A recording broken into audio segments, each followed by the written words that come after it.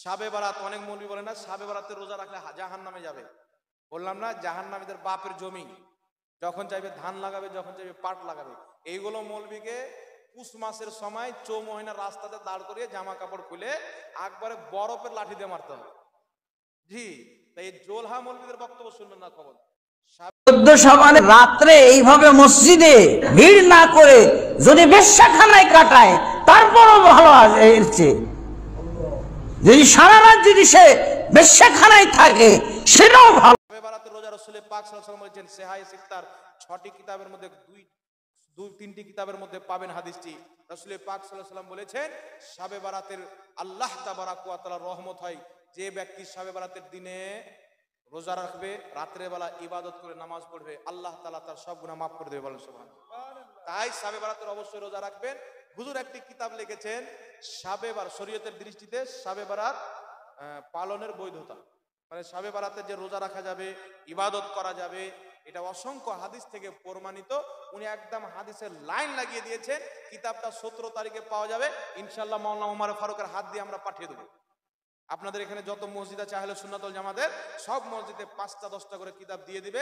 আপনারা রমজান মাসে, রমজানের বাইরে নামাজ পড়তে যাবেন, ওই কিতাবকে আপনারা ইনশাআল্লাহ অবশ্যই পড়বেন। ঠিক আছে ইনশাআল্লাহ। প্রশ্ন করা হয়েছে, প্রথমে সেটার উত্তর দিয়ে দিই। এখানে লেখা আছে কোন সুন্নি মসজিদের কি আছে, এটা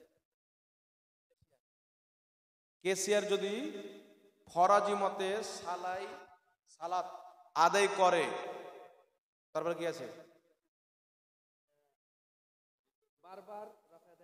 বারবার রাফা দান করে এবং সূরা ফাতিহা পড়তে গিয়ে রুকু ফেল করে,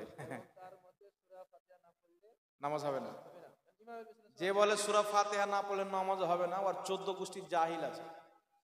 জি, ইমামের পিছনে ফাটাফাট বলে দিচ্ছি হুজুরের অনুমতি নিয়ে। দেখেন বুখারী এবং মুসলিম শরীফের আমার জানার মতো কম বেশি 3 জায়গাতে হাদিসটি রয়েছে। রাসূল পাক বলছেন, যে ব্যক্তি সূরা ফাতিহা পড়লো না তার নামাজ হলো না। বুঝতে পারছেন? এবার আহলে হাদিসরা তো দাজ্জাল কানা। রাসূল পাক বলেননি যে দাজ্জালুনা কাজ্জাবুন, দাজ্জাল এবং কাজ্জাব শব্দ ব্যবহার করেছেন। কিয়ামতের পূর্বে দাজ্জাল বের হবে, কাজ্জাব বের হবে, এমন এমন ফতোয়া দিবে না তোমরা শুনেছো না, তোমাদের বাপ দাদা শুনেছে। রাসূল পাক বলেছেন যে সূরা ফাতিহা পড়লো না তার নামাজ হলো না। এই আহলে হাদিসরা একদম কুদতে আরম্ভ করলো, এই ইমামের পিছনে সূরা ফাতিহা পড়তে হবে, যারা পড়ে না তাদের নামাজ হয় না, মানে ফরজ বানিয়ে ফেলেছে। আর নিজের পক্ষ থেকে কোনো জিনিসকে ফরজ বানাই, এটা সবচেয়ে জঘন্যতম বিদআত। রাসূল পাক সাল্লাল্লাহু আলাইহি সাল্লামের একটা হাদিস পড়ে লাচ্ছিস, আর একটা হাদিস পড়ো। নাসাই শরীফের মধ্যে, ইবনে মাজাহ শরীফের মধ্যে হাদিস, যে হাদিসকে নাসিরউদ্দিন আলবানী নিজেই সহি বলে আখ্যায়িত করেছে। সহি ইবনে মাজাহ, সহি নাসাইর মধ্যে পড়ে নাও, তোমাদের গুরু নিজেই হাদিসটিকে সহি বলেছে। হাদিসটি কি? রাসূল পাক সাল্লাল্লাহু আলাইহি সাল্লাম বলছেন, ইন্নামা জুইলাল ইমামু লিইউতাম্মা বিহি ফাইদা কাব্বারা ফাকাব্বিরু ফাইদা ক্বরাআ ফানসিতু। রাসূল পাক বলছেন, ইমাম এই জন্য নিযুক্ত করা হয় যে তার অনুসরণ করতে হবে। ফাইদা কাব্বারা, ইমাম যখন তাকবীর পাঠ করবে, ফাকাব্বিরু, তোমরাও তাকবীর পাঠ করো। ফাইদা ক্বরাআ, ইমাম যখন কিরাত পাঠ করতে আরম্ভ করবে, ফানসিতু, তখন তোমরা চুপ হয়ে যাও। ইমাম মুসলিম রাহমাতুল্লাহ আলাইহি মুসলিম শরীফে বলেছেন, ফানসিতু, ইমাম কিরাত করবে তখন চুপ থাকো। ওয়াহাওয়া ইনদি সহি, এটা আমার নিকটে সহি। সুবহানাল্লাহ। ইমাম মুসলিম সহি বলছেন, আলবানীও সহি বলছেন। তো নবীর সহি হাদিস পেলাম সূরা ফাতিহা না পড়লে নামাজ হবে না। নবী পাকেরই সহি হাদিস পেলাম, ইমাম যখন কিরাত করতে আরম্ভ করবে, ফাতিহা পড়তে আরম্ভ করে, চুপ হয়ে যাও। তাহলে আমরা দুটোই মানি। একা একা যখন থাকি মনে করি সূরা ফাতিহা না পড়লে নামাজ হবে না, ইমামের পিছনে যখন থাকি তখন চুপ হয়ে যাও, ওই হাদিসও মানি, এই হাদিসও মানি। আর যে একটা হাদিসকে নিয়ে 10টা হাদিস বাদ দিয়ে দেবে, আহলে হাদিস না হলে চোর, ও আহলে হাদিস না হাদিস চোর বলেন, ও হাদিস চোর। আর একটি হাদিস স্পষ্ট বলে দিই, এখন আপনাকে বলবে এশার, মাগরিবের এবং ফজরের 3 ওয়াক্তে তো কিরাত শুনতে পাই, জোহর আর আসরের তো শুনতে পাই না, তো এটা তো পড়তে হবে। তো এরও জবাব সাহাবায়ে কেরাম দিয়ে দিয়েছেন। তিরমিজি শরীফের মধ্যে হাদিসটি উল্লেখ করে ইমাম তিরমিজি বলছেন, হাজা হাদিসুন হাসানুন সহিহুন, এই হাদিসটি হচ্ছে সহি হাদিস, যে হাদিসটিকে আলবানী নিজেই সহি বলেছেন। ইমাম তিরমিজি হাদিসটি তিরমিজি শরীফের মধ্যে লিখেছেন। জাবির ইবনে আব্দুল্লাহ রাদিয়াল্লাহু তাআলা আনহু, বিখ্যাত সাহাবী, বলছেন, এই হাদিসকে উল্লেখ করেছেন যে সূরা ফাতিহা পড়লো না তার নামাজ হলো না, ইল্লা আইয়াকুনা ওয়া রাআল ইমাম, কিন্তু ইমামের পিছনে থাকলে পড়তে হবে না। সুবহানাল্লাহ বলবেন না? তাহলে কি বুঝতে পারলেন? সাহাবায়ে কেরামের আকীদা ছিল একা একা সূরা ফাতিহা না পড়লে নামাজ হবে না, ইমামের পিছে থাকলে সূরা ফাতিহা পড়তে হবে না। তো সাহাবারা যেইভাবে হাদিস মেনেছেন, বুঝেছেন, সুন্নিরা ওইভাবে মানে বুঝে, আর আহলে হাদিসরা নিজের বাপের বাড়ি থেকে বানায়। এবার আরেকটি শুনেন, যদি বলছি আরেকটা শুনেলেন, কোরআন পাকে আল্লাহ বলেছেন ওয়াইদা কুরিয়াল কুরআনু ফাসতামিউ লাহু ওয়ানসিতু লাআল্লাকুম তুরহামুন। আল্লাহ বলছেন যখন কেরাত পাঠ করা হবে, কোরআন পাঠ করা হবে, চুপচাপ মনোযোগ সহকারে কান লাগিয়ে শোনো, যেন তোমাদের প্রতি আল্লাহ রহম করা হয়। ইমাম তাবরানী রাহমাতুল্লাহ আলাইহি জগৎ বিখ্যাত তাফসিরে তাবারির মধ্যে বলেছেন এই আয়াতটা হচ্ছে নামাজের জন্য।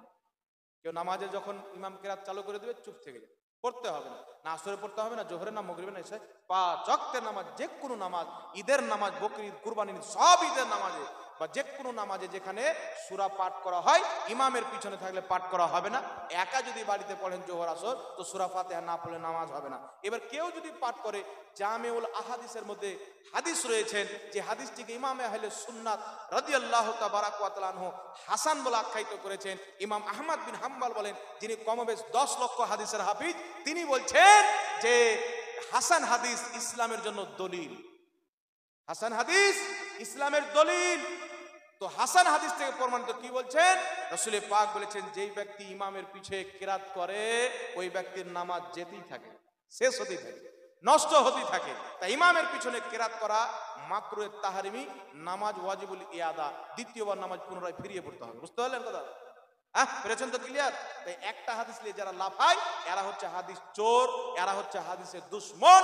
যারা নবীর সব হাদিসকে লক্ষ্য করে ফাতওয়াকে মানে, তারাই হচ্ছে আহলে সুন্নাত ওয়াল জামাত, তারাই সাহাবার দলে, তারাই নবীর দলে। জোরে বলেন সুবহানাল্লাহ।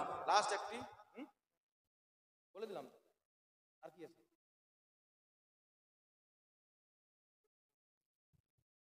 এইরকম ব্যক্তি মসজিদের কেশিয়ার, সেক্রেটারি বা সভাপতি থাকে, আজ কি ওকে বাদ করেন সকালে? জি, নাহলে গোটা গ্রামবাসী কিন্তু গুনাহগার হবে। এইরকম ব্যক্তিকে ওকে আগে শুনেন, সর্বপ্রথম ওকে বুঝাবেন। আমরা হাদিস দেবো লেখ না। এই যে রাফায়দান বললেন, একটা যেখানে আছে রাফায়দান, রাফায়দানটা আমি বলে দিচ্ছি। রাফায়দান শুনেন, নবী পাক সাল্লাল্লাহু আলাইহি ওয়াসাল্লাম রাফায়দান করেছেন, অনেক সহিহ হাদিস আছে। জি, 6টা সহিহ হাদিসের কিতাব বলা হয় না, নবী পাক রাফায়দান করেছেন, অনেক সহিহ হাদিস আছে। তাহলে প্রশ্ন হলো আমরা কেন করি না? তো বিষয় হচ্ছে নবী পাক প্রথমে রাফায়দান করেছেন, পরে ছেড়ে দিয়েছেন। বুঝতে পারলেন? তাই সেহাই সিত্তার মধ্যে বাবও আছে, বাবও তারকে রাফায়দান, রাফায়দান ছেড়ে দেওয়ার পরিচ্ছেদ। তাই আবু দাউদ শরীফের মধ্যে সহিহ সনদে হাদিস বর্ণিত হয়েছে, আরো অনেক কিতাবের মধ্যে আছে, যে হাদিসকে আলবানী পর্যন্ত সহিহ বলেছে আহলে হাদিসদের। হযরত আব্দুল্লাহ ইবনে আব্বাস রাদিয়াল্লাহু তাআলা, হযরত আব্দুল্লাহ ইবনে মাসউদ রাদিয়াল্লাহু তাআলা আনহু বলছেন, সাহাবায়ে কেরামকে বলছে যে আমি কি তোমাদেরকে রাসূলের সালাত, কেমন করে রাসূল সালাত আদায় করতেন দেখাবো না? নবীর সালাত কি তোমাদেরকে বলবো না, শিখাবো না? সবে বলেন অবশ্যই শিখান। তাবিঈন ছিলেন যারা, তো হযরত আব্দুল্লাহ ইবনে মাসউদ রাদিয়াল্লাহু তাআলা আনহু নামাজ আদায় করলেন, তো তিনি প্রমাণ করলেন যে নবী পাক মাত্র একবার তাকবীরে তাহরিমার সময় হাত তুলতেন, বাকি পূর্ণ নামাজে কোথাও হাত তুলতেন না। তো নবী প্রথম রাফায়দান করেছেন, পরে ছেড়ে দিয়েছেন। তো পরেরটা, পূর্বেরটা মানসুখ হয়ে গেল, পরেরটা নাসিখ। আর বিধান হচ্ছে মানসুখের উপর আমল হবে না, নাসিখের উপর আমল হবে। যেমন কোরআন পাকে আল্লাহ বলেছেন লা তাকরাবুস সালাত ওয়া আনতুম সুকরা, নাসার অবস্থাতে তোমরা মসজিদের নিকটে আসিও না, নামাজ পড়তে আসিও না, নামাজের কাছেই আসিও না। কিসের অবস্থায়? যখন তুমি দারু পান করে থাকবে, অন্য সময় পান করো, কিন্তু নামাজের সময় পান করে আসিও না, তখন দারু পান করা জায়েজ ছিল।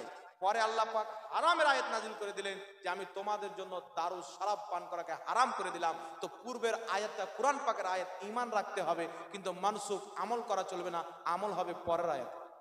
তো পূর্বে নবী রাফায়দান করেছেন বাদ, পরে নবী রাফায়দান ছেড়ে দিয়েছেন, তো পরেরটাতে আমল হবে, পূর্বেরটাতে হবে না। জোরে বলেন না সুবহানাল্লাহ। বুঝতে পারলেন কথা? ক্লিয়ার? তাই বিরাদর ইসলাম এরকম ব্যক্তিকে খবরদার কোনো পদে রাখবেন না। যদি পারেন তো সমাজ থেকে ওকে আগে বুঝানোর চেষ্টা করবেন, ভালো মুফতি ডাকবেন, ডেকে ওকে হাদিস কোরআন দিয়ে বুঝাবে। যদি বুঝালে তো আলহামদুলিল্লাহ, নাকি ভুল হতে পারে মানুষের। আর যদি হাদিস দেখার পর ওর টেড়ামো দেখায়, তাহলে ওকে টেড়া করে দিতে হবে।